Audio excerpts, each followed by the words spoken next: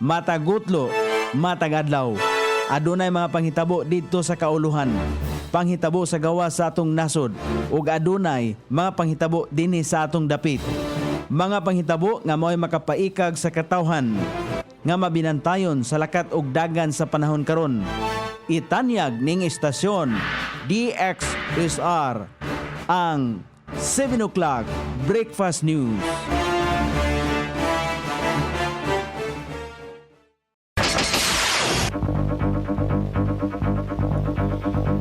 Higala, kumusta? May buntag Iligan, may buntag Mindanao, may buntag Pilipinas.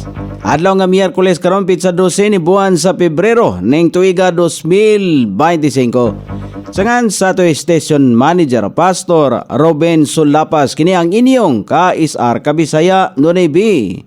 Ang muhatod sa hanay sa balita sa alas 7. O karon sa uluhang tudling sa ato mga balita, magtiayon gisurrender ang gihuptan nga droga. Lalaki nadakpan nga nagdala og 80,000 pesos nga balor sa droga tungod sa sumbong sa opisyal sa barangay. DepEd Iligan nakadawat og Seal of Good Education Governance.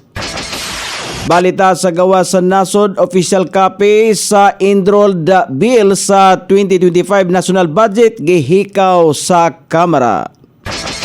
Pipila ka probisyon kon pipila ka probinsya sa Region 5, 4A, 3 to nakatagamtang paghihapon og walay hunong nga mga pag-ulan. BIR subling nga nagpahinumdom sa mga kandidato karong panahon sa piniliay.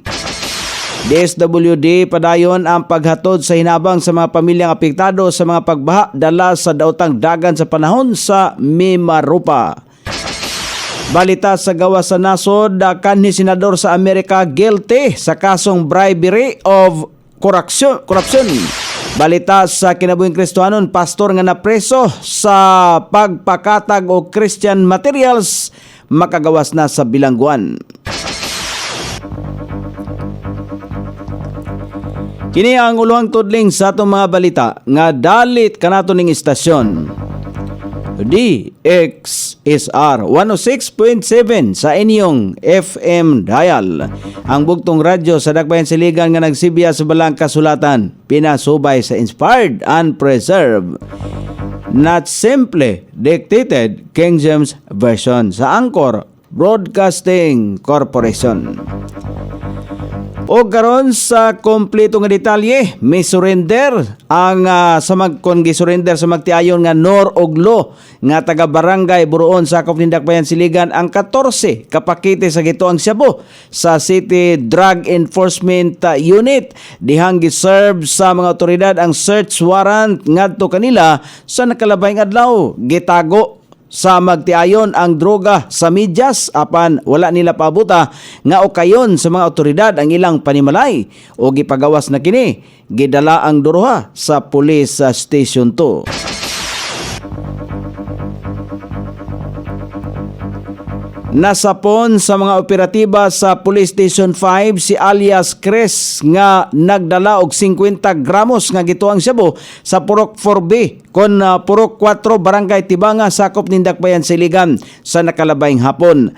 Pagtaga barangay Palao ang suspek og gisumbong sa usa ka opisyal sa barangay ang pagdala nini og kontrabando sa barangay Tibanga. Gibana-bana nga mobalor sa 80,000 pesos ang nakumpiska nga droga. Giangkon usab sa suspek ang maong salaod. Ana siya karon sa Police Station 5. Gi-congratulate ni Mayor Frederick Xiao ang DepEd Iligan uban ang local school board. Human sila makadawat og usa ka Seal of Good Education Governance. Unang higayon kini sumala pa nga nakadawat sa maong nga pasidungog ang buhatan. Subay sa gipamahayag sa DepEd official sa Dakbayan, gipasalig ni Mayor Xiao nga ipadayon ang maayo nga kolaborasyon o kooperasyon aron nga mahatagan og insakto nga programa ang mga kabataan.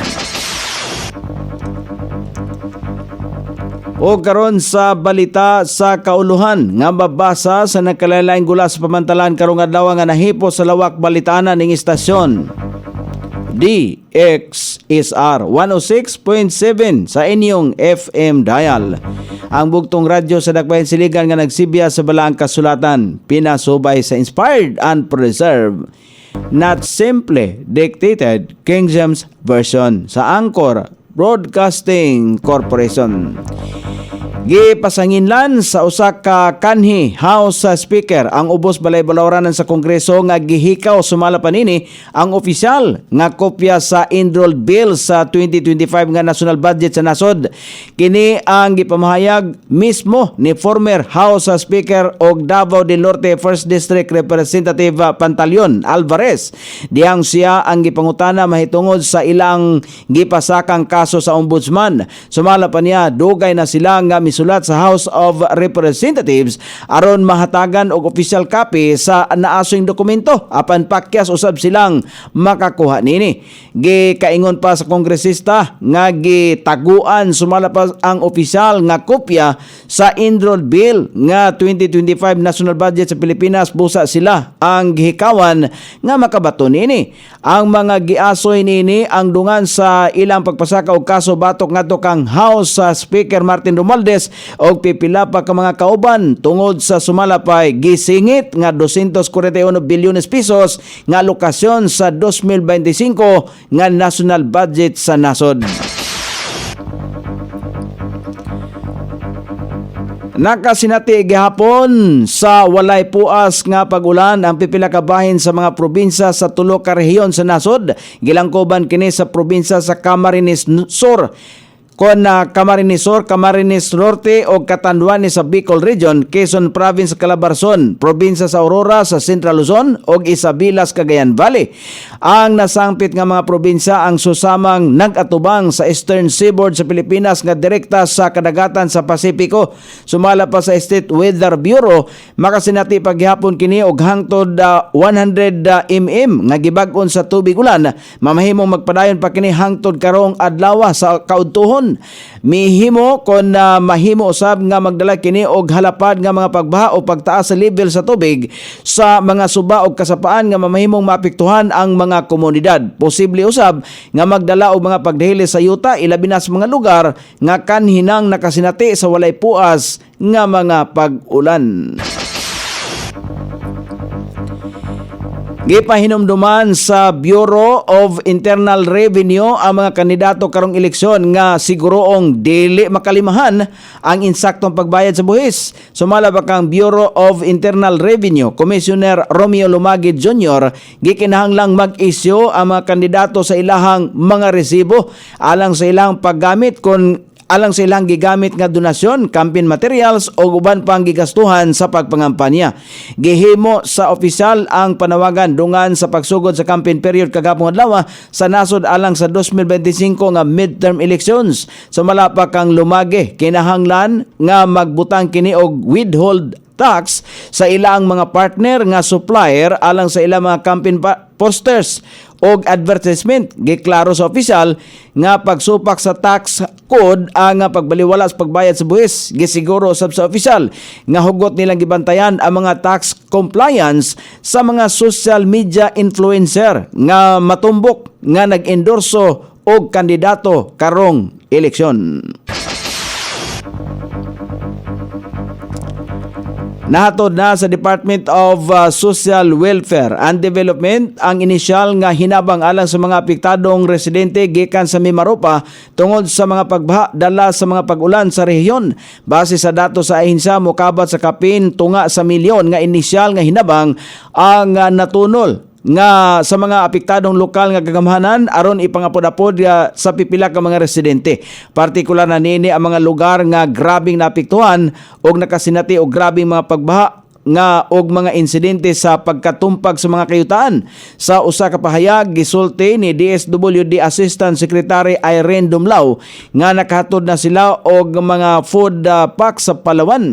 Ang lalawigan ang nakatanghamtam og grabing pagbaha dala sa mga pag-ulan sa nakalabay nga mga adlaw.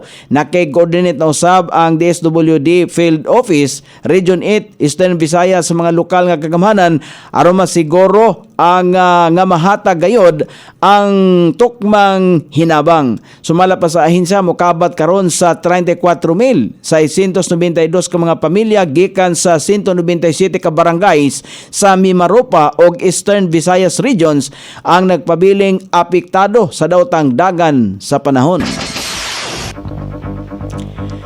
O karon sa balita sa gawas sa nasod, nahukman nga guilty ang kanhi senador sa nasod sa Amerika nga si New York Democratic Senator Bob Menendez sa mga kaso nga bribery o korupsyon. Sumala pa sa korte nga napamatud-an nga guilty sa 16 counts of bribery, paghatag og political favor o pagdawat og mga suhol gamit ang cash o gold bars.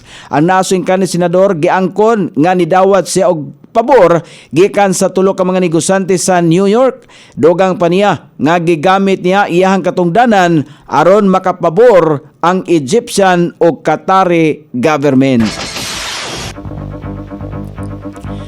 O karon sa balita sa kinabuhing Kristohanon, makagawas na sa bilangguan ang usa ka pastor human kini na priso sa sulod sa 18 ka bulan. Ang nasong pastor kauban ng upat ka mga Kristohanon nga napriso tungod sa pagpakatag og mga Christian materials. Apan bisan pa man nga ang naasoy mga materials adunay kalabutan lamang sa daily Bible readings and interpretations, gikonsidera sa opisyalis nga illegal kini nga buluhaton.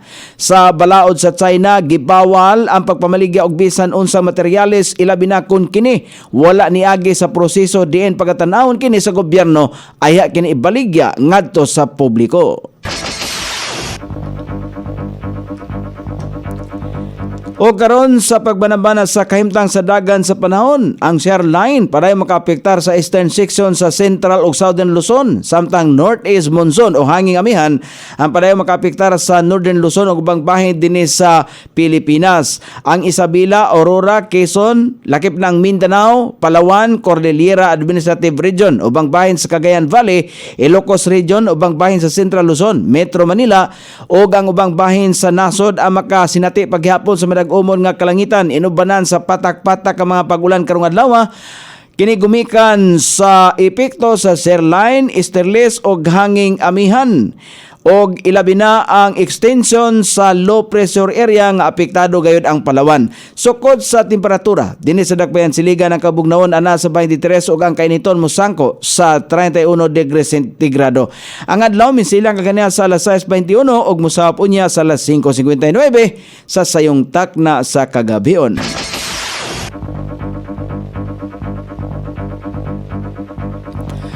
Inyong nabati ang kinatibuk ang hanay sa balita sa alas 7 nga dalit kanato ning istasyon. DXSR 106.7 sa inyong FM dial. Ang bugtong radyo sa Dakbayan Siligan nga nagsibiya sa balaang kasulatan, pinasubay sa inspired and preserved. Not simply dictated, King James Version sa Anchor Broadcasting Corporation. Sangan sa tigsuwat sa atong balitang international ug sa kinabuhing Kristohanon pitjan. Sa balita lokal, Coney Island, sa ato'y station manager, Pastor Robin Sulapas. Kini ang inyong KSR Kabisaya Nonoy. Magpasalamat ug moingon, maayong buntag, Iligan.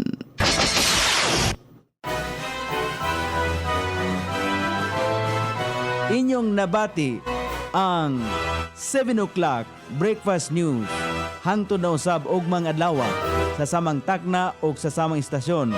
Daghang salamat sa iyong pagpaminaw ug maayong buntag.